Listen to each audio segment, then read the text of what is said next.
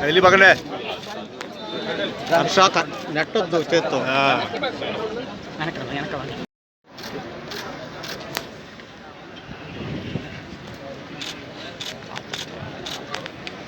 Sir Congress party అధ్యక్షులు మా ప్రీతమ నాయకులు ఆంధ్రప్రదేశ్ రాష్ట్ర మాజీ ముఖ్యమంత్రి వర్యులు శ్రీ వైఎస్ జగన్మోహన్ రెడ్డి గారి పిలుపు మేరకు రాష్ట్ర వ్యాప్తంగా 175 నియోజకవర్గాల్లో కూటమి ప్రభుత్వం పెంచినటువంటి విద్యుత్ ఛార్జీల మీద నిరసన ర్యాలీ చేపట్టి విద్యుత్ శాఖ అధికారులకి వినతి పత్రం ఇవ్వాలని నిర్ణయించి అందులో భాగంగా ఈరోజు ఆ కార్యక్రమానికి శ్రీకారం చుట్టి జిల్లా వ్యాప్తిగా జరుగుతున్నటువంటి కార్యక్రమాల్లో నెల్లూరు రూరల్ నియోజకవర్గంలో జరిగినటువంటి ఆనం విజయ్ కుమార్ ఆధ్వర్యంలో జరిగినటువంటి కార్యక్రమంలో పాల్గొని ఈరోజు వెంకటాచలం మండల కేంద్రంలో జరుగుతున్నటువంటి ఈ కార్యక్రమానికి హాజరు కావడం జరిగింది.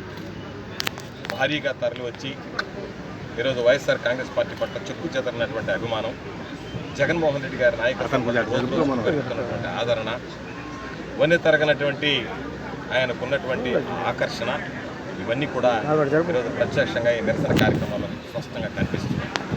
అటువంటి నేపథ్యంలో ఈరోజు అందరం కూడా కోరుకునేది చంద్రబాబు నాయుడు ప్రజలకు అనేక రకాలైనటువంటి హామీలు ఇచ్చారు. ఎన్నికలకు ముందు పదే పదే చంద్రబాబు నాయుడు నేను విద్యుత్ ఛార్జీలు పెంచను అని చెప్పి ప్రకటించడం జరిగింది. ఈరోజు ఒక్కసారి చంద్రబాబు నాయుడు నోటుకుండా ఎన్ని రకాలైనటువంటి మాటలు చెప్పాడనేటువంటిది మీకే స్పష్టంగా వినిపిస్తాను.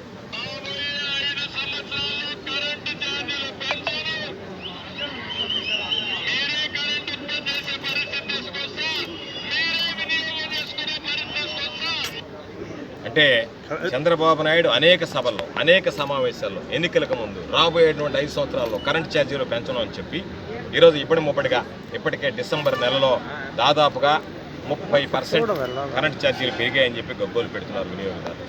మరలా జనవరి నుంచి అదనపు వడ్డింపు అంటే దాదాపుగా 15,486 కోట్ల రూపాయల భారాన్ని ఈరోజు ప్రజల మీద మోపడానికి చంద్రబాబు నాయుడు కుటుంబ ప్రభుత్వం సిద్ధపడింది.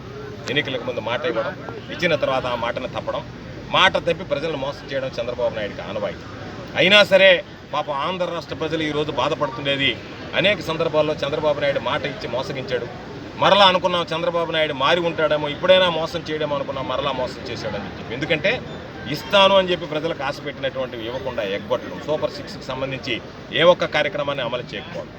దానితో పాటు ఈరోజు అనేక సందర్భాల్లో మేము చెప్పాం, నీకు 15,000, నీకు 15,000, నీకు 15,000, నీకు 18,000, నీకు 18,000, నీకు 20,000 అని చెప్పి ఈరోజు అన్ని వర్గాలని మోసం చేసి ఇస్తానన్నది ఎగ్గొట్టడమే కాకుండా పెంచను అన్నటువంటి దాన్ని పెంచి ప్రజల మీద ఈరోజు అదనపు భారం మోపడం జరిగింది. ఈరోజు ప్రజలందరూ అనుకుంటున్నారు పాలు ఇచ్చేటువంటి పాడిబరిని వదులుకొని మేత వేసేటువంటి దున్నపోతను గాట కట్టేసుకున్నామని బాధపడేటువంటి పరిస్థితులు ఏర్పడ్డాయి. కాబట్టి చంద్రబాబు నాయుడు ఆలోచన విధానం ఏ విధంగా ఉంది అంటే, నేను నాకున్నటువంటి రాజధాని కోసం 48,000 కోట్ల రూపాయలతో ఈరోజు టెండర్లు పిలుస్తా, ఇంకొక 48,000 కోట్ల రూపాయలు 1,00,000 కోట్లు ఖర్చు పెడతా, నా చుట్టూ ఉన్నటువంటి నా ఆస్తులు పెరగాలి, నా కుటుంబ ఆదాయం పెరగాలి, నా కుటుంబం తరతరాలకు తిన్నా తరిగిపోయినటువంటి ఆస్తిపాస్తులు సంపాదించుకోవాలనేటువంటి ఆలోచన, మరలా అధికారం వస్తుందో లేదో అనేటువంటి తాపత్రయం, నేను నా కొడుకు ఆ తర్వాత తరాలు కూడా ఎక్కడ ఇబ్బంది లేకుండా ఉండాలని చెప్పి ఉన్నటువంటి నిధులన్నీ తీసుకువెళ్ళి దొరికినట్టుగా ఈరోజు అమరావతి అభివృద్ధి కోసం ఖర్చు పెడుతున్నారు తప్ప పేదవాడికి ఇచ్చినటువంటి హామీలు మర్చిపోయాడు. పాపం ఎస్సీ ఎస్టీలు ఈరోజు విద్యుత్ ఛార్జీలు ఉచితంగా ఉంటే వాళ్ళకి సంబంధించి గ్రూప్ ఛార్జీలు అదనమని చెప్పి ఇంధన సర్దుబాటు ఛార్జీలు అని చెప్పి రకరకాలుగా వాళ్ళ మీద కూడా భారం మోపేటువంటి పరిస్థితి. కొత్త విద్యుత్ ఛార్జీ కనెక్షన్లకైతే కరెంటు కనెక్షన్లు ఏదైతే ఉచిత విద్యుత్తుకు సంబంధించి రైతులకు వాళ్ళ వ్యవసాయానికి సంబంధించి ఒక్క కనెక్షన్ కూడా రిలీజ్ చేయకుండా బ్యాన్ చేశాడు. కాబట్టి వీటన్నిటి మీద ఈరోజు ప్రజలు ఆలోచన చేస్తున్నారు. కాబట్టి నేను ఈ సందర్భంగా కోరుకునేది, మనం ఈరోజు ఏదైతే చంద్రబాబు నాయుడు మనకి చెప్పాడో, మన దగ్గర ఓటు తీసుకున్నాడో, ఈరోజు మన హక్కు మనం అడగడం. కాబట్టి మన హక్కుల కోసం మనం పోరాడాలి. ఇవ్వాల్సినటువంటిది చంద్రబాబు నాయుడు బాధ్యత. హక్కుల కోసం పోరాడుతుంటే బాధ్యతగా వ్యవహరించాల్సినటువంటి ప్రభుత్వం బాధ్యతగా వ్యవహరించాల్సినటువంటి ముఖ్యమంత్రి చంద్రబాబు పోలీసులను గురికొల్పి వాళ్ళ ద్వారా కేసులు నమోదు చేసి భయపెట్టాలనేటువంటి ఆలోచన చేస్తున్నాడు. కేసులకో మరొక దానికో భయపడడం.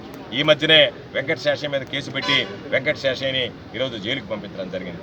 జైలుకి పంపించినటువంటి అధికారులు విడిచిపెట్టాం. ప్రభుత్వం ఎవరికీ శాశ్వతంగా ప్రభుత్వాలు